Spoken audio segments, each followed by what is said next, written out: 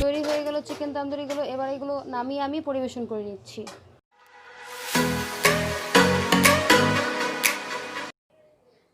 Chicken tandoori তৈরির জন্য আমি প্রথমে নিয়ে নিচ্ছি মুরগির মাংস। আমি আমার প্রয়োজন মতো 6 পিস মুরগির মাংস নিয়ে নিয়েছি। মুরগির মাংসগুলো এভাবে ছুরি দিয়ে ভালো করে চেড়ে নেবেন, যাতে করে মশলাগুলো ভালোভাবে ঢুকে যায়। এবার চিকেন তান্দুরির জন্য আমার যা যা উপকরণ লাগবে তা দেখে নিই চলুন। একটি বড় বোলের মধ্যে আমি প্রথমে দিয়ে দিচ্ছি 3 টেবিল চামচ টক দই।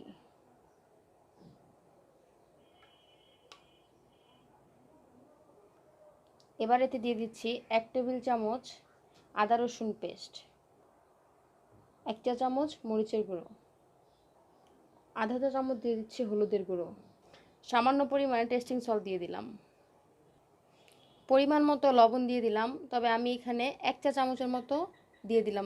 আমি 1 চা চামচ তান্দুরি মশলা দিয়ে দিলাম। আমি শানেরটা ব্যবহার করেছি, আপনারা চাইলে অন্য ব্র্যান্ডেরটাও ব্যবহার করতে পারবেন।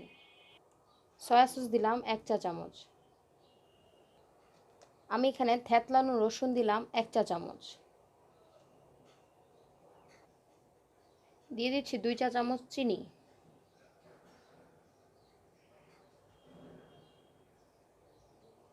সব উপকরণগুলো দেওয়া হয়ে গেছে। এবার আমি এগুলো ভালোভাবে মিশিয়ে নেব। আমার মশলাগুলো মিশানো হয়ে গেছে।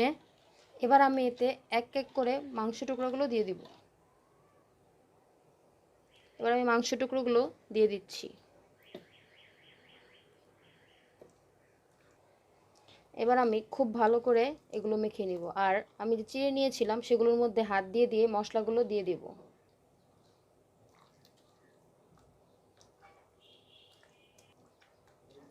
খুব ভালো করে মিশিয়ে নেবেন, আর অবশ্যই লক্ষ্য রাখবেন যাতে করে মশলাগুলো মাংসের সাথে খুব ভালোভাবে মিশে যায়। আমার মাংসগুলো মাখানো হয়ে গেছে। এবার আমি এগুলো 1 ঘন্টার জন্য রেখে দিব।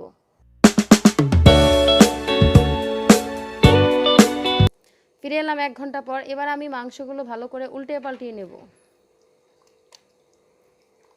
এবার এতে আমি খুব অল্প পরিমাণের লাল রং ব্যবহার করছি, যাতে করে মাংসের কালারটা খুব সুন্দর আসে। দিয়ে ভালোভাবে মেখে নিব। আমার ফুড কালারটা মেশানো হয়ে গেছে। এবার আমি 1 চা চামচ সরিষার তেল দিয়ে ভালোভাবে মাখিয়ে নিব।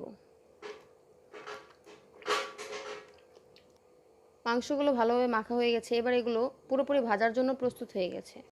এবার একটি প্যানে আমি তেল দিয়ে দিচ্ছি কিছুটা পরিমাণ, দিয়ে ভালোভাবে একটু গরম করে নিচ্ছি।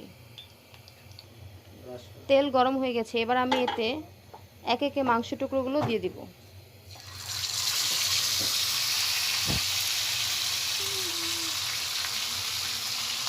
এবার মাংসগুলো দেওয়া হয়ে গেলে একটু সময় ধরে আমি ঢাকনা দিব না।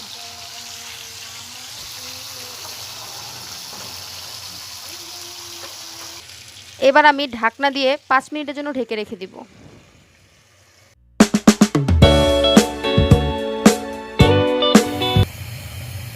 এবার ঢাকনাটা উঠিয়ে আমি মাংসগুলো উল্টিয়ে দিব। দেখতেই পাচ্ছেন মাংসের কালারটা খুব সুন্দর হয়ে গেছে। এবার আমি আরও কিছুক্ষণ ঢেকে রেখে দিব।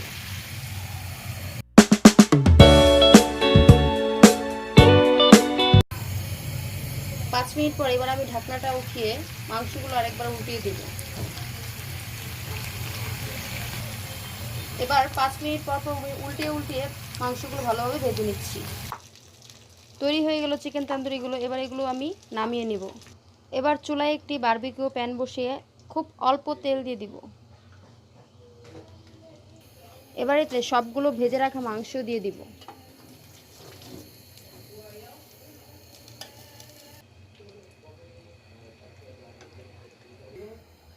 এবার এতে আমি কিছু কয়লা গরম করে নিয়েছি। এতে একটু ঘি দিয়ে স্মোকি ফ্লেভার আসার জন্য ঘি দিয়ে ঢেকে রেখে দিব। তৈরি হয়ে গেল চিকেন তান্দুরিগুলো। এবার এগুলো নামিয়ে আমি পরিবেশন করে নিচ্ছি। পুরো ভিডিওটি দেখার জন্য সবাইকে ধন্যবাদ।